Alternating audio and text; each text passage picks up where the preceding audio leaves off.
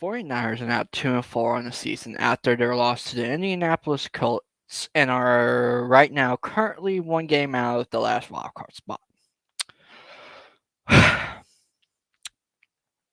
Here's the thing. I used to think the Green Bay game was the most frustrating loss of this season because, last second field goal to win it for Green Bay and all that, right? But this game has taken its place. And here's the thing. I know it's the thing, right now to bash on Jimmy, and rightfully so. He didn't do his job this game, right? But here's the thing. I don't feel Kyle made anyone on his team's job easy, right? Especially Jimmy's. Yes, you can make the excuse while it was raining, right? What did you expect from this offense, right? Well, I expected the run game geniuses that were Shanahan and Mike McDaniel, right? Will craft the most excellent run game performance the 49ers have had since the NFC Championship game, right?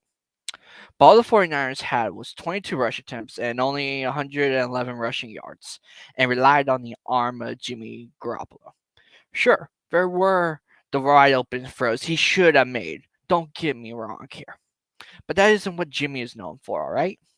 He's known as a QB that benefits when they run so he can throw play action passes, right? And also known for getting out of pocket with bootlegs to throw, right? We saw him do that for one drive, right? It went 3 plays and scored a touchdown, right? But why are these play calls, right, that clearly you can see benefit, your quarterback, right? Which is what Shanahan's job is to do, but put his quarterback in his team's offense and the best chance to win, right?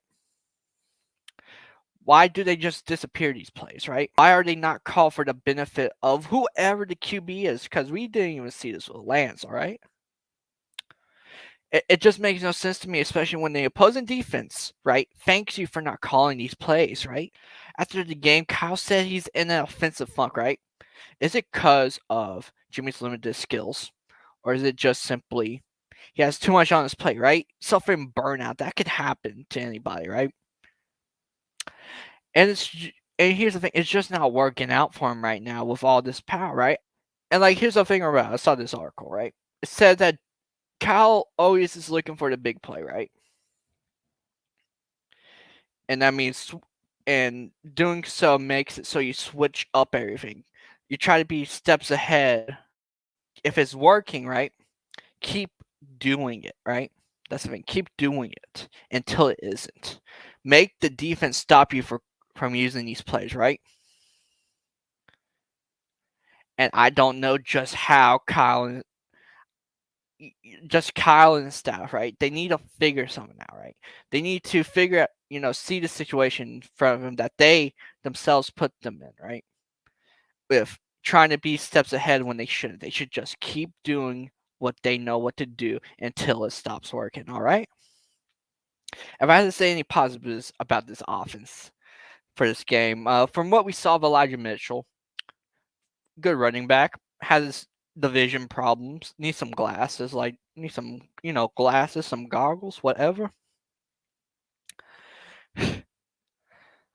Because I saw this play on Twitter, right? He's running, right, and instead of following his blocker and Ross Dwelly, he goes straight into a defender.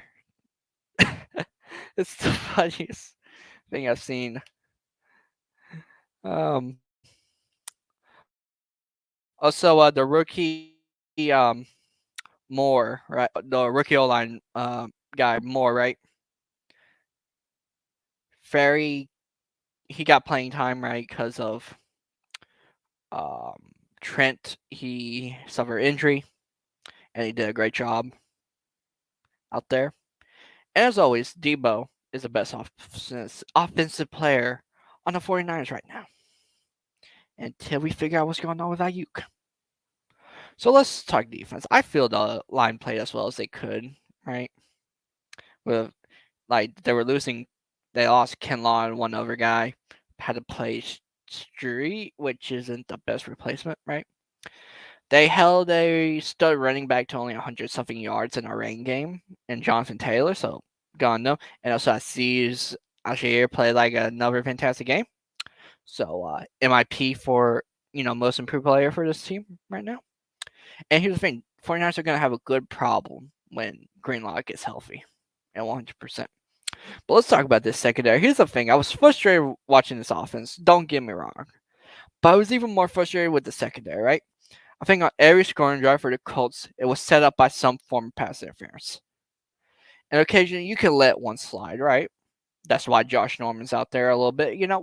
But anyway, but not all game where it leads to a scoring opportunity for the opposing team, right?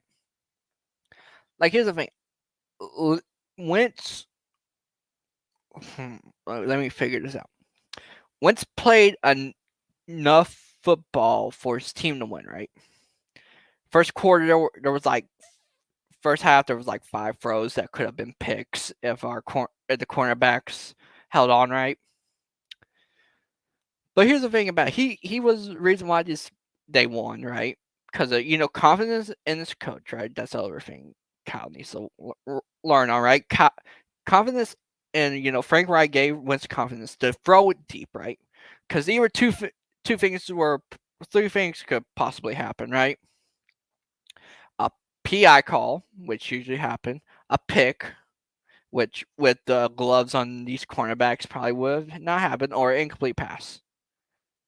And more likely than not, it was a PI, right? And just saying, these refs were happy to throw that flag this game. And also, let's talk about the choice of cornerbacks, right? So I think it was Josh Norman and Emmanuel Mosley probably starting, right? I think we're the starters. Which, sorry, this game is very forgettable for a lot of things. Sorry. Which aren't a surprise because, they're the trusted starters. But not having Diamador and Lenore be active, a healthy scratch, is a bit weird. Like, I don't understand how Kyle and D'Amico can think Kirk, Kirkpatrick, right, guy who got postered, right, by Michael Pittman, who wasn't here for training camp, right, or the rookie OTAs or whatever for the system, right, see him, right, and think he's a better fit than the Amador Lenore who knows the system. Just makes no sense to me, right? And that's like this identity of this team makes no sense. And let's actually talk about identity, right? This team had the idea of running it back, right? A lot of 1-year deals, keep Jimmy. Let's see if we can run it back, right? But here's the thing: 2019, like any run, right, to the Super Bowl, was a season where everything ran right for the 49ers, right? It was the right amount of luck and play that got them to the Super Bowl. You can't just run that back, right? And right now, I know this team has a chance of getting their stuff together and possibly getting a wildcard spot, right? As long as unlikely as they're playing, it seems they can get a wildcard spot if they figure their stuff out. They still have that chance, right? But that doesn't happen until Kyle and the staff try to make the adjustments of identity. And that starts with, I don't know, trust in your quarterback, trust in yourself as a play caller to keep running plays, right? That benefits you. You can't. Sometimes you don't have to be one step forward, right? Like, I think in baseball, right, it's good to always be a step forward, right, with pitching, right, and all that. But in football, you should just run stuff till it's not works. Same in basketball. You call your plays that work until they don't, until the team adjusts. And like, here's the other thing that could happen, right? Maybe a spark is needed, right?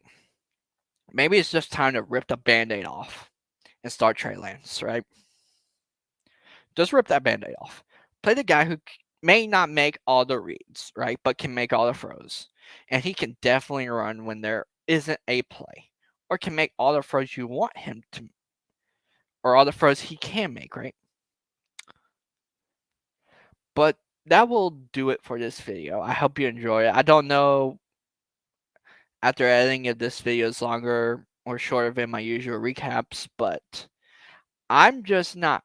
I'm just feeling numb now to this team, right? And like, I feel like I will repeat myself if I went too much in depth, right? We all know the problems, right? If you're clicking on this video, you're probably a 49er fan or Heck, if you're not, you probably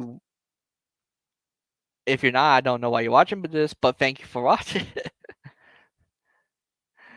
But I just feel it would be stupid to keep repeating myself. And so anyway, see you guys next week, in which hopefully I'm recapping a win against the Chicago Bears, right? And not L to the Chicago Bears, because if so, Twitter will be a bigger mess than it usually is. Well, it already is a mess. So, but anyway, if you actually want to follow me on Twitter, right?